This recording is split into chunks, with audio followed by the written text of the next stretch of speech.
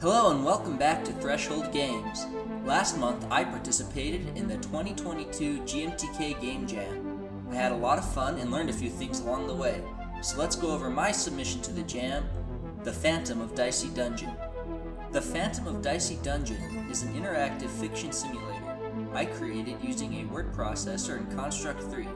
I was inspired by Choose Your Own Adventure books and old school Dungeons & Dragons Endless Quest books. In the game, you are able to flip through the pages of a book and follow a branching narrative with multiple endings. You can experience different adventures depending on which choices you make, and you can go back through multiple times to see the different endings. As you can see, I was trying to make it feel like you were actually flipping through a book, with yellowed pages and a nice page-turning sound effect. I really like the tabletop background, too.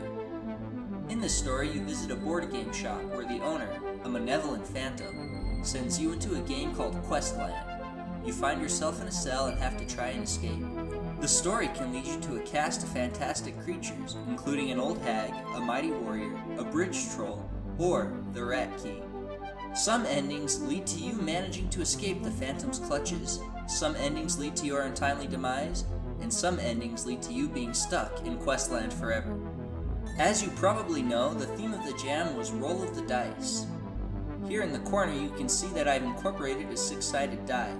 If you click on the die, it quote-unquote rolls. You can use the die to pick your adventure at random, with the choices at the end of each section telling you where your die roll has led you. Overall, I am pretty proud of the game, but there are a few areas that I know I could improve. The biggest thing is that I could have used the die in more creative ways. Perhaps I could have had you, as the player character, participate in a game where the die represented a game of dice in the narrative. Or I could have included up to 6 choices in a section, really giving you a lot of options. Another thing I would have liked to have done is included illustrations in the book. This would have contributed to the old school game book feel I was going for. Finally, I would have liked the stories to be a bit longer. The whole book is less than 10,000 words. Unfortunately, with the time limit, these improvements just weren't feasible. This leads me to some of the positives about my experience with this jam. When participating in jams in the past, I have had a tendency to overscope and not be able to make a game as complete and polished as I would like.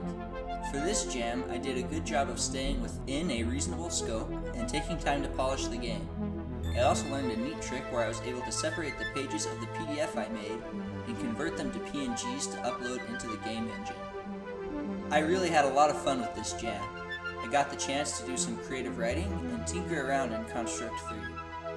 If you want to play the game for yourself, there's a link in the description to the page on itch.io. Thanks for watching.